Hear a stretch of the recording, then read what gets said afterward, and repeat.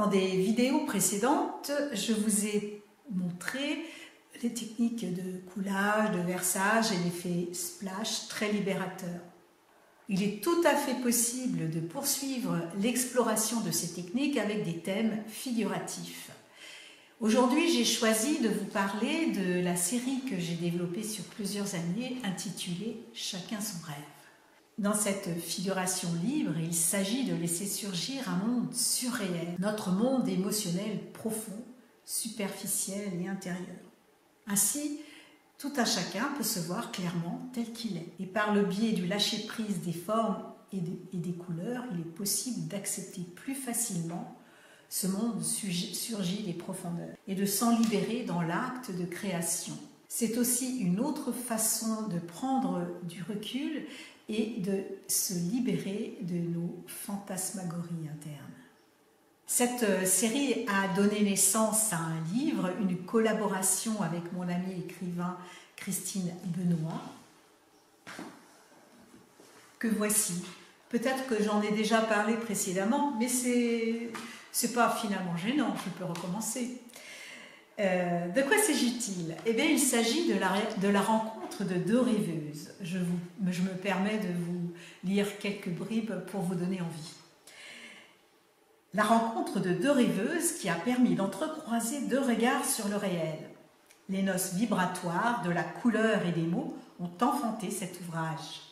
Le monde tel que chacun le perçoit est une création personnelle à travers les filtres individuels. Je vous en lis encore un petit bout. Ce récit visuel aux couleurs vives, dans une technique acrylique inédite, transporte le lecteur dans l'aspect fantasmagorique du réel. Chaque personnage crée sa réalité.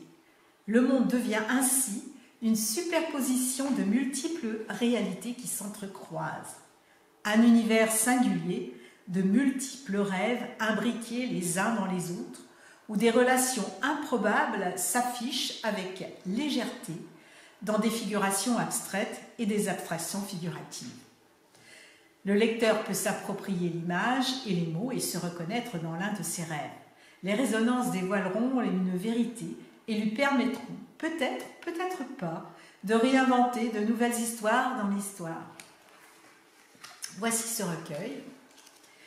S'il y a des personnes intéressées, n'hésitez pas à me contacter. Dans ce tableau qui a fait la couverture de l'ouvrage que je viens de vous présenter, vous pouvez voir toutes sortes de formes.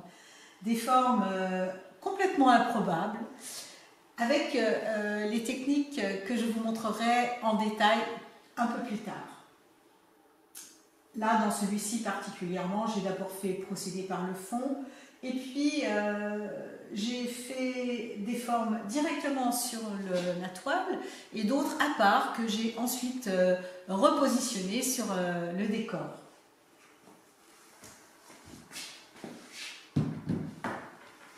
Dans celui-ci, il y a à la fois des formes figuratives, des formes abstraites et toutes sortes de personnages qui s'entrecroisent dans un délire rêvé.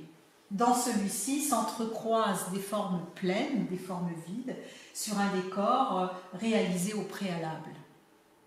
Je viens de préparer mes couleurs et je vais vous montrer comment s'y prendre pour réaliser les formes de toutes sortes.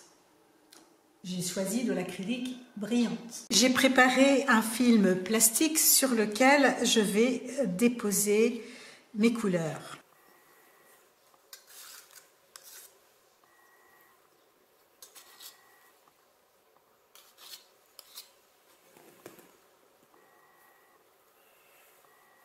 Je vais lâcher ces couleurs d'une certaine hauteur, comme ceci. Tapoter pour enlever les bulles. Je me laisse inspirer par la forme.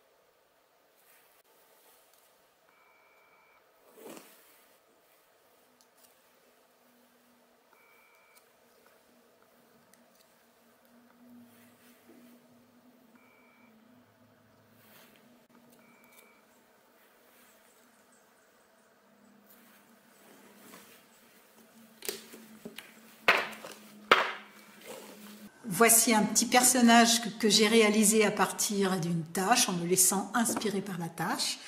Maintenant, je vais laisser sécher et quand cela sera sec, c'est-à-dire à peu près dans 2 jours, je vais décoller délicatement la forme du plastique et je la repositionnerai sur un... Cette fois-ci, j'ai représenté le sujet que je voulais travailler sur une feuille plastique en le décalquant avec un feutre indélébile.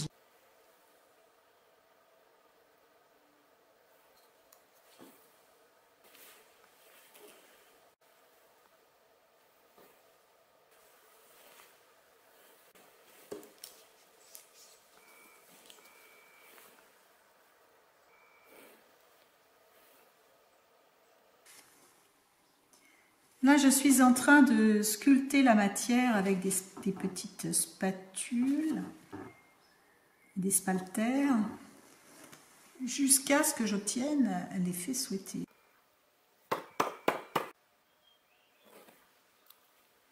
J'ai enlevé la matrice et je rectifie encore les couleurs. Le temps de séchage des petits personnages que j'ai réalisés devant vous est achevé. Je vais reprendre que j'ai fait sous vos yeux l'autre jour et je vais vous montrer comment les décoller et les repositionner sur un autre type de support. J'ai réalisé quelques fonds pour mettre en scène les personnages de mon choix en fonction du scénario qui va s'imposer dans l'instant créatif. Et je ne sais pas du tout lequel je vais encore choisir. Là, ce sont des réalisations en acrylique mat avec de l'acrylique en superposition, mais de l'acrylique brillante. Voici le motif que j'ai réalisé il y a 2 jours et je vais le décoller délicatement avec une petite spatule, comme ceci.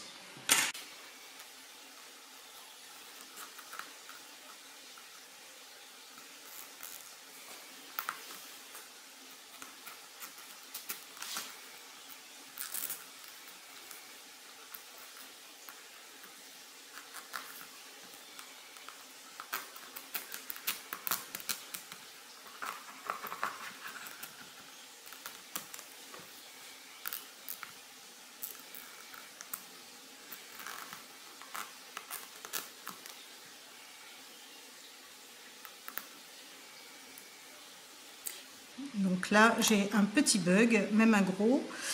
Ça consiste à avoir plié la peinture quand elle est encore collante sur une autre partie du motif. C'est pas gênant puisqu'après, je pourrais retravailler directement dessus. Et voilà, ce qu'il ne faut pas faire, je l'ai fait. Donc là, j'ai arraché la partie abîmée et je la retravaillerai en repositionnant mon personnage plus tard avec un petit peu de peinture. Donc, décoller délicatement, comme ceci, vous voyez, ça se décolle, ça fait... Voilà. Donc, la partie est encore collante à l'arrière. Alors, avant de la positionner définitivement sur le support que j'ai choisi, eh bien, je vais simplement balader mon personnage en fonction de l'inspiration et du moment et ensuite une fois que j'ai pris ma décision, bien, je vais pouvoir effectivement l'enlever directement de la feuille et de le coller. Si le motif n'est pas suffisamment collant pour adhérer totalement à la toile, il suffit de prendre un gel acrylique et je choisis plutôt un mat que je vais passer au pinceau délicatement sous la forme ou au doigt et je recollerai sur la toile. Donc voici un exemple sur l'un des fonds que je vous ai montré. Voici un autre exemple. Toujours la même idée, je balade le personnage jusqu'à ce que l'inspiration vienne et le scénario en même temps.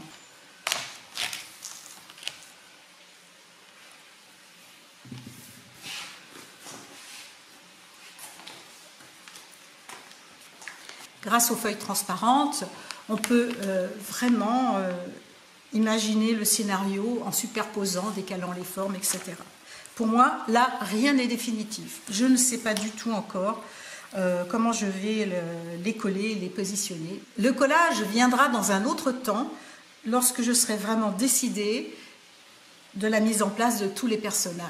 Voilà pour le principe. Je ne vais pas vous en montrer davantage. C'est à vous de vous entraîner et d'essayer de jouer avec cette technique. Un extrait du tableau que j'ai réalisé avec des formes plus abstraites, des formes plus construites et qui a fait l'objet de la couverture du recueil que je vous ai présenté.